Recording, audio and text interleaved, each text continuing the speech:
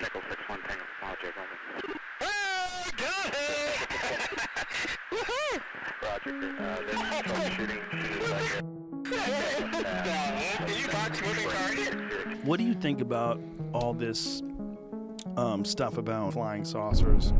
What do you, or unidentified flying objects, particularly Commander Fravor, who had that David tic-tac Fravor thing? Yeah. What do you think about all that? Yeah, I always say the same thing. I'm not a conspiracy guy. I tend to be very cynical about everything. After talking to some of these folks, including Fravor, there's things out there that we haven't been able to identify. Congress this week holding its first hearing on UFOs in more than 50 years, where Pentagon officials shared declassified photos and videos of these unidentified objects in the sky. U.S. Navy personnel recorded what appears to be triangles, some flashing, recorded several years ago, off the coast of the United States. This was recorded while the U.S. Navy ship observed a number of small unmanned aerial systems. These remained unresolved for several years. For 18 of them, reportedly appear to exhibit unusual flight characteristics, appear to demonstrate advanced technology, and some of them appeared to remain stationary in winds aloft, move against the wind, maneuver abruptly, or move at considerable speed without discernible means of propulsion. That's pretty intriguing.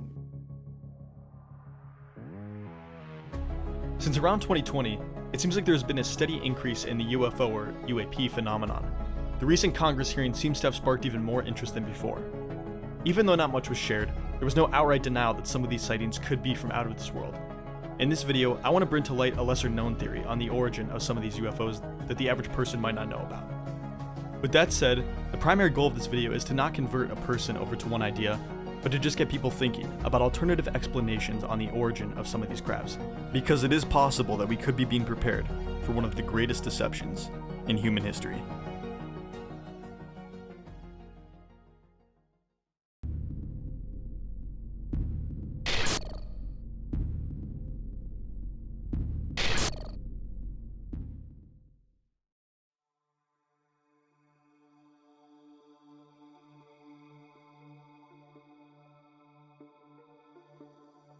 When you think of a UFO, what typically pops into your head? I would argue that most people would think about flying saucers and little green men from some distant galaxy far, far away. Another term for this would be the extraterrestrial hypothesis.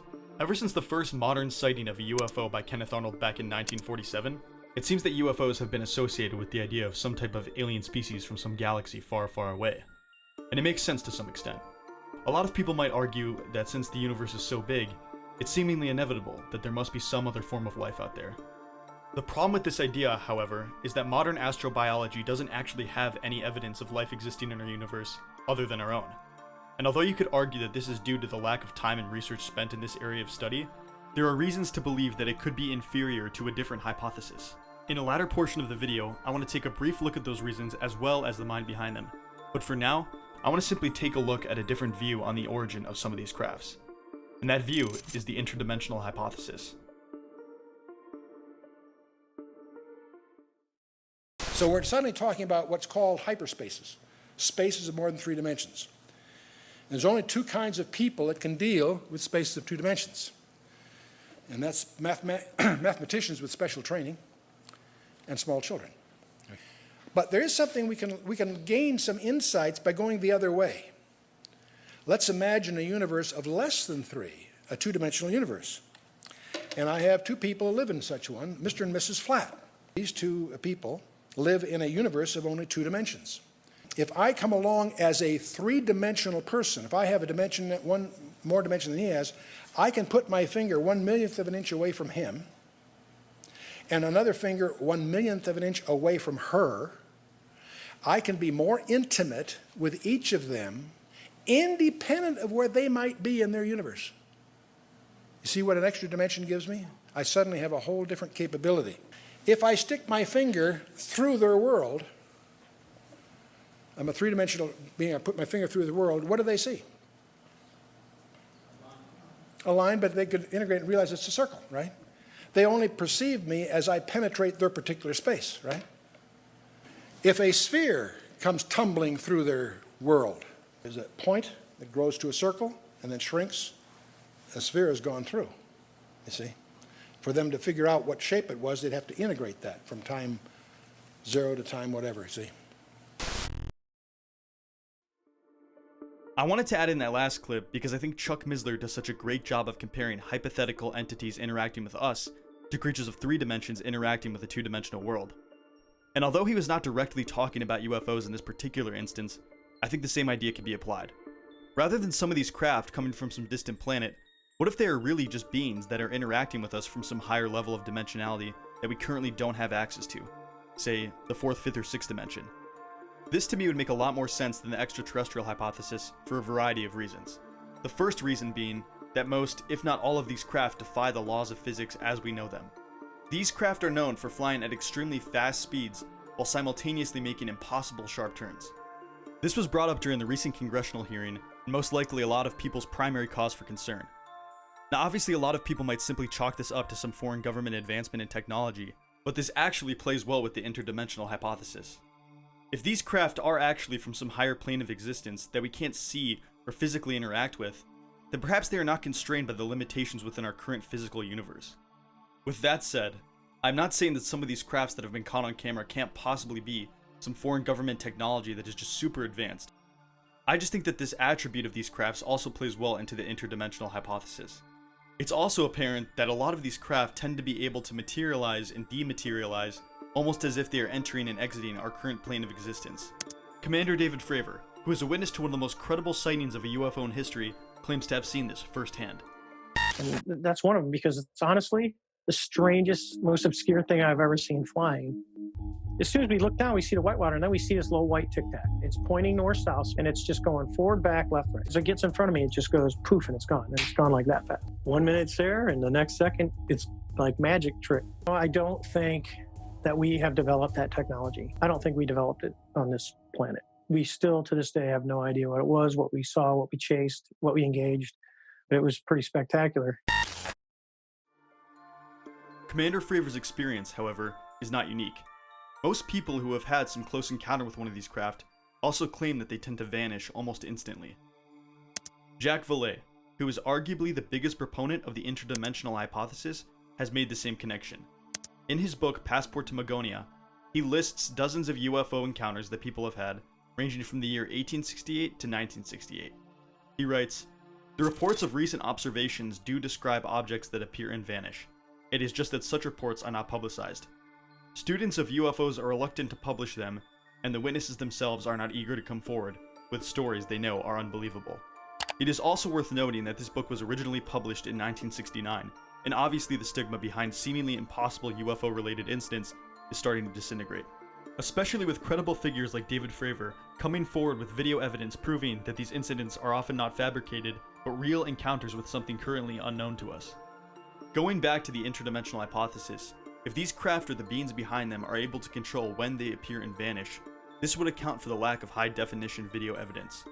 Since there are a vast number of people who have access to a high-quality camera, it would make sense that we should have more documented evidence of these crafts.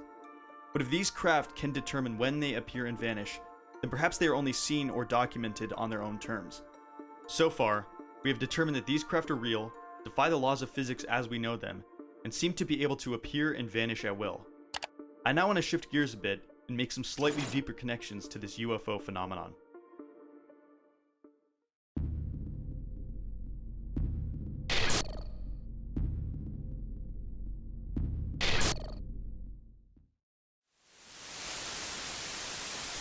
You've been looking at this phenomenon for a long time. You've worked closely with Dr. Alan Hynek and other UFO researchers. You've written many authoritative books, and yet your perspective on the UFO issue seems rather unique in the sense that you don't seem to be jumping on the extraterrestrial visitors bandwagon.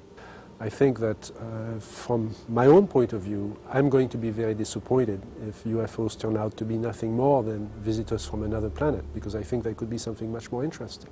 Something from another dimension, a space or time? I think what the UFO phenomenon is teaching us is that we don't understand time and space. I want to pause for a second and talk a little bit about Jacques Valet. Jacques Valet is one of the most well-known UFO researchers to date. He has written dozens of books and research papers on the topic, but he's primarily known for his unique take on the UFO phenomenon. He originally became interested in the phenomenon in 1955 after viewing a UFO outside of his home. Although he initially held to the extraterrestrial hypothesis, after spending years deeply investigating the subject, his view on the origin of the phenomenon changed. He eventually realized that what was going on was much larger than aliens visiting from another planet. As mentioned in the last part of the video, he is a major proponent of the interdimensional hypothesis and was arguably the one who popularized the theory. I also mentioned in the last part of the video that we would briefly take a look at some arguments against the extraterrestrial hypothesis, as well as the mind behind them. Jacques Valet is that mind. In 1991, he wrote a paper titled 5 Arguments Against the Extraterrestrial Origin of Unidentified Flying Objects. I want to go over the general idea behind each argument, as it will give a deeper understanding as to why Valet thinks that the interdimensional hypothesis is superior to the extraterrestrial hypothesis. The first reason Valet gives is that the close encounters recorded are often far too frequent for it to be extraterrestrials. He estimates in his paper, based on the location and timing of the typical close encounters, that there are roughly 14 million landings in 40 years, based on the data and trends of witnesses available at the time of him writing the paper, and it is likely that that figure has increased significantly since. He argues that there is no reason for these entities to be visiting us this many times if they are just from some distant planet. The second reason Valet gives has to do with the physiology of the entities recorded by witnesses who claim to have had close encounters with these creatures and UFOs. Valet mentions that most of the recorded entities that have been encountered share the same general humanoid shape that all humans have. That is, 2 legs, 2 arms, and a head supporting the same organs of perception we have in the same number and general appearance. Valet argues that if these entities were truly from some distant planet, then they would most likely have physical characteristics that differ greatly from ours and stretch our understanding of biology. The third reason Valet gives has to do with the abduction reports. At the time of the writing, Valet reasons that the number of documented abductions is now measured in multiples of 1,000. These abductions are often characterized by some type of medical examination and the taking of blood samples, various kinds of sexual interaction, and loss of time. The entire episode is frequently wiped out of conscious memory and is only retrievable under hypnosis. An example of this would be the most famous UFO abduction report of all time, the Betty and Barney Hill story. Since the technology of these craft seems to be so far ahead of ours, Valet argues that there is no reason for extraterrestrial visitors to be surveying the Earth, and a more sophisticated explanation is needed.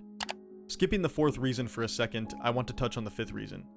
Valet writes about the idea that we have already addressed about how many of the craft involved in these encounters seem to defy the laws of physics and seem to be able to materialize and dematerialize at will. Valet argues that this goes against what we currently know about time and space, and he does not think that advanced technology is the best explanation for this phenomenon.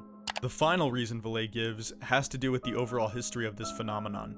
Valet writes, "The ETH was initially formulated at a time when the earliest sightings known dated from World War I. It could be validly argued that this major conflict was detected from space, and that the observation of nuclear explosions on Earth precipitated the aliens' decision to survey our planet, perhaps in an effort to assess the human race as a potential threat to other intelligent life forms. This is a view widely held by many proponents of the extraterrestrial hypothesis and is still very prominent today. Some people believe that some alien species has been viewing the human race for a long time, but only began to get involved after the advancement of our destructive technology. Valet argues, however, that this phenomenon is nothing new, and whatever has been viewing us has been around for centuries and involved in human affairs, which is one of the primary subjects in his book, Passport to Magonia. One of the most fascinating aspects of Valet's work is his ability to draw parallels between folklore, ancient stories, and the modern UFO phenomenon. Whether it be fairies, elves, or some other ancient creature, they often tend to have similar attributes. For example, Valet draws a connection between the appearance of some of the aliens people claim to witness during various encounters to creatures of folklore. In Passport to Magonia, he writes, "The entities described as the pilots of the craft are often indistinguishable from elves, sylphs, and lutins of the Middle Ages." Valet also spends a good amount of time in Passport to Magonia talking about the Secret Commonwealth. This was a book written by Robert Kirk in the 1600s. The book is essentially a compilation of various stories about elves, fairies, fauns, and more that Kirk believed were evidence of the supernatural realm. Valet uses this text to draw parallels between the attributes of various mythical creatures to the UFO phenomenon. For example, most of these creatures seem to have the ability to appear and vanish at will, similar to the sightings of Fravor and those recorded by Valet. The creatures recorded in the Secret of the Commonwealth also seem to have the same physical characteristics of aliens that are described by those who have had some type of close encounter with a UFO. What I personally find fascinating is how Valet describes that Kirk realized that a kind of pact can be made with these creatures to the point of where they can be made to appear and answer questions at will. Valet mentions this briefly in Passport to Magonia, but avoids delving into the topic too much as, to go deeper into this matter would open up the whole field of witchcraft, which is beyond my purpose of this book. Considering that Valet wrote Passport to Magonia in 1969, and Kirk wrote The Secret of the Commonwealth centuries before, it's fascinating that this idea parallels those of CE5 meditation protocol that is being promoted by Stephen Greer. Stephen Greer is a UFO researcher who has released a few documentaries talking about his opinion on the UFO phenomenon. He essentially believes that the beings behind these craft can be contacted via transcendental meditation and was actually trained as a transcendental meditation teacher. In his documentary, Close Encounters of the Fifth Kind, he explores this idea in depth and presents the viewer with an opportunity to get involved via his CE5 meditation app. We're going to be out at doing CE5 contact in the desert of Arizona. We're going to be out in the desert on Native American sacred land under the stars. And we want to do a mass CE5 contact meditation each night. The first 2 nights, Friday and Saturday, will be inside. And the reason we want to do that is because it creates this huge shift in consciousness when you have thousands of people online and in person doing this meditation. You know, we did that last April. We had craft that came over. We had objects that came in the field. It was mass witnessed events. A lot of people dismiss Greer as being nothing more than a charlatan using the UFO community as a means to attain wealth and preying on naive minds interested in the subject. And although I don't necessarily disagree with the idea that he is a charlatan, the idea that some types of entities can be contacted through rituals and meditation is nothing new. But as seen in The Secret of the Commonwealth, this idea is not exclusive to alien extraterrestrials, but has been going on for quite some time. It's people who are psychically, genetically available to interface in this incredibly diverse universe with all these dimensions above and below and all around us with consciousnesses. As there are the good ones and there are the bad ones, and people are interfacing. So you say, where does it begin? From the Tibetans to the Mesoamericans to the Egyptians to the Druids to every ancient society describes the same thing. There are bad things that look like elves that have horns when they show you who they really are, and there are good things, but they don't contact you unless you contact them. And so you go back thousands of years, Merlin, the archetypal, or these magicians or these wizards are taking drugs in these temples and interfacing with these palantirs, these crystal balls, which aren't really crystal balls. It's their psychic focus of an interdimensional connection while they're on drugs, looking into glass, to then be able to see the future and understand what's happening, to give them temporal power over this planet. But like the Bible tells you, any pharmakia or any of that always leads to destruction, because only evil is going to come through that way. General witchcraft and occultism has been using various meditation methods and rituals for literally thousands of years to do this very thing. In the Bible, King Saul uses the Witch of Endor in order to contact the spirit of the prophet Samuel, who had recently passed, despite divination being forbidden among the Jewish people.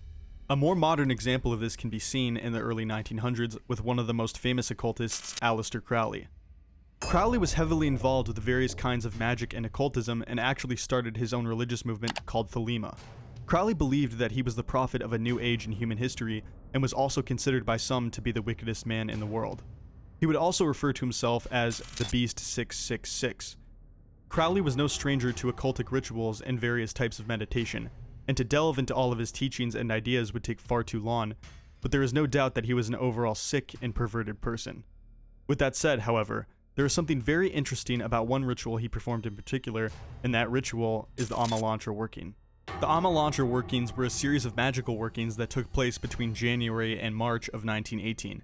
The purpose of these rituals was to invoke certain intelligences to physical manifestation through a magic portal. The rituals were performed by Crowley and his partner Roddy Minor, who received the visions and communications.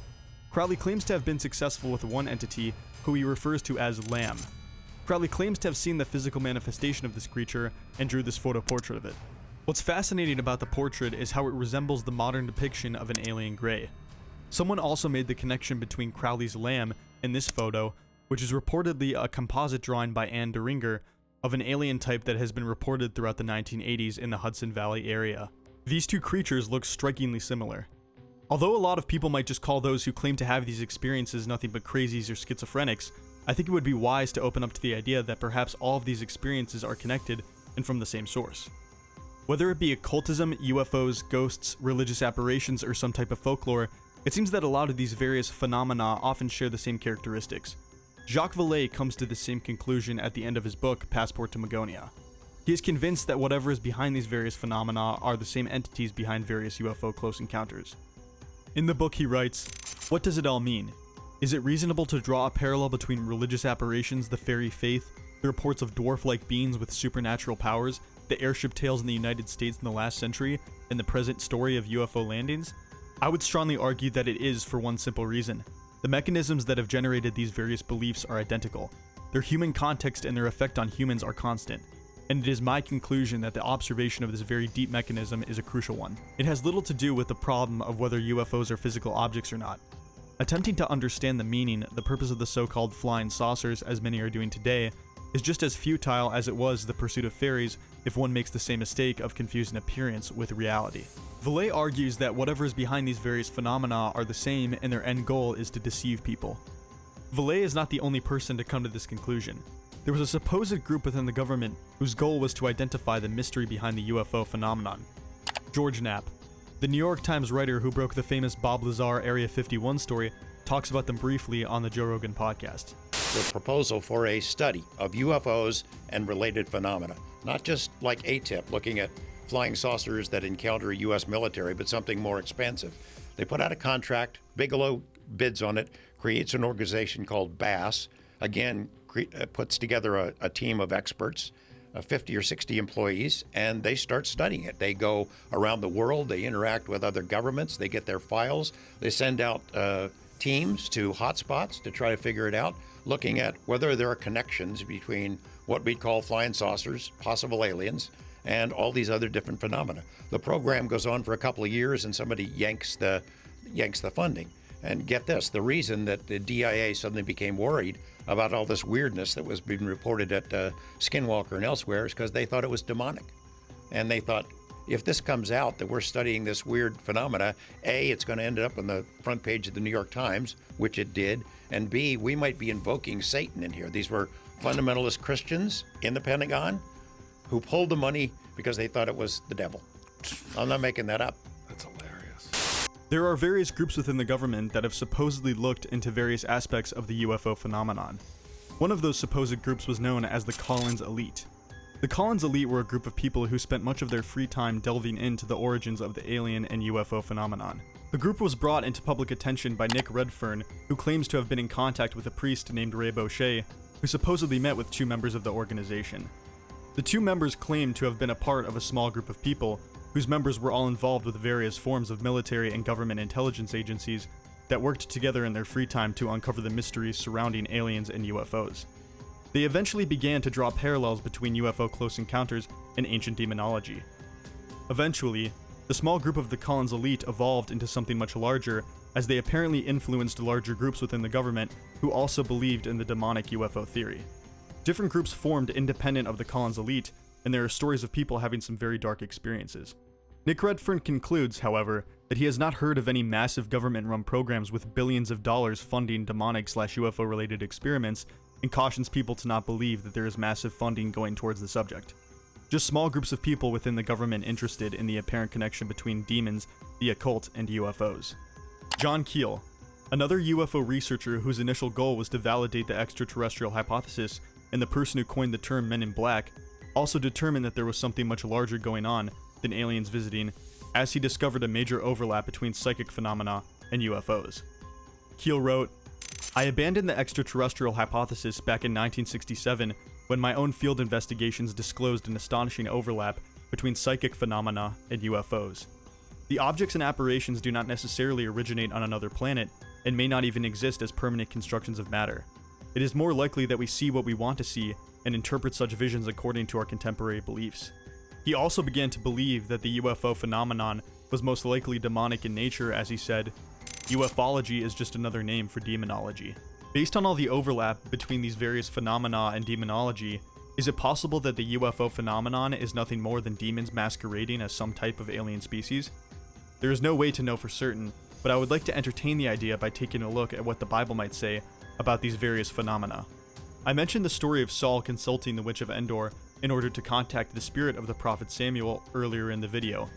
It is worth noting that all forms of magic, divination, inquiring of the dead, or any type of occultic practice is prohibited throughout the entirety of the Bible. Yet, at the same time, these practices are not discredited or made out to be nothing but facades. Instead, the power behind them is presented as real. This is evident in Exodus when the magicians of Pharaoh are able to mimic the power of God. When Aaron, on behalf of God, turned his staff into a snake, Pharaoh's magicians were able to do the same through their secret arts, yet their snakes were devoured by Aaron's. This happens again where the magicians of Pharaoh are able to mimic the power of God by turning water into blood and being able to summon frogs, all similar to the miracles performed by Moses and Aaron through God's power. I just find it fascinating that the Bible acknowledges the reality of this type of power, yet gives a strict warning to avoid it at all costs. One passage used by people who promote the demonic UFO theory is taken from the book of Genesis. Although most people are aware of the story of the worldwide flood and Noah, the vast majority of people have overlooked a major component of the story which led to the flood taking place. In Genesis 6, prior to the flood taking place, it is described that the sons of God mated with the daughters of men and created a type of offspring known as the Nephilim.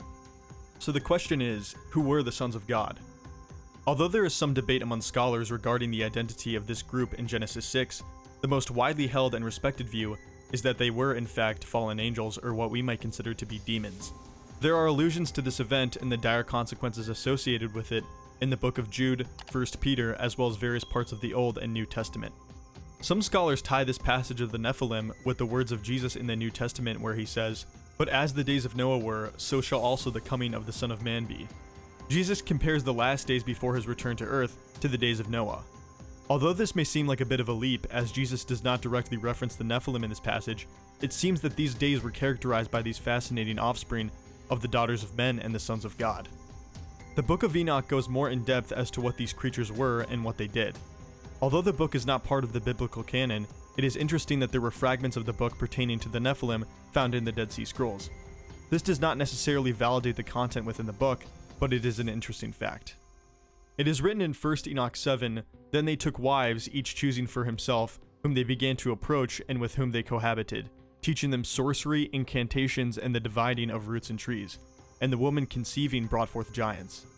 If this book does actually contain true information regarding this time period, then perhaps it is possible that this passage gives a sort of origin story to occult magic and various psychedelic drug use, and gives an explanation as to why all these various phenomena, including UFOs, ghosts, religious apparitions, and occultism, seem to be connected.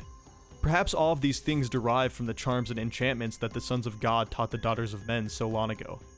As mentioned earlier, many abduction reports involve some type of sexual interaction with aliens. It is interesting that the sons of God, or fallen angels, despite not being human, were able to go into the daughters of men and create offspring. This parallels many of the UFO close encounter reports, as some claim to have had some sexual experiences with some type of aliens.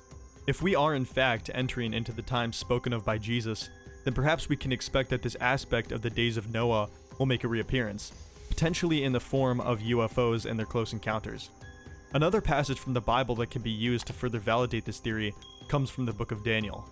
In Daniel chapter 2, Nebuchadnezzar has a dream of a statue that was given by God, which is broken up into various sections that represent the major kingdoms throughout history, starting with the Babylonians. Each kingdom is represented by some type of metal or rock, including gold, silver, bronze, iron, and clay. I plan on making a future video that will dive deep into this subject, but for now, I want to focus on the final kingdom. The final kingdom is the legs of iron, which also has 10 toes that are mixed with clay. In verse 43 of chapter 2, based on the original Aramaic, can be translated as, "And in that you saw the iron mixed with common clay, they will combine with one another in the seed of men, but they will not adhere to one another, even as iron does not combine with the pottery."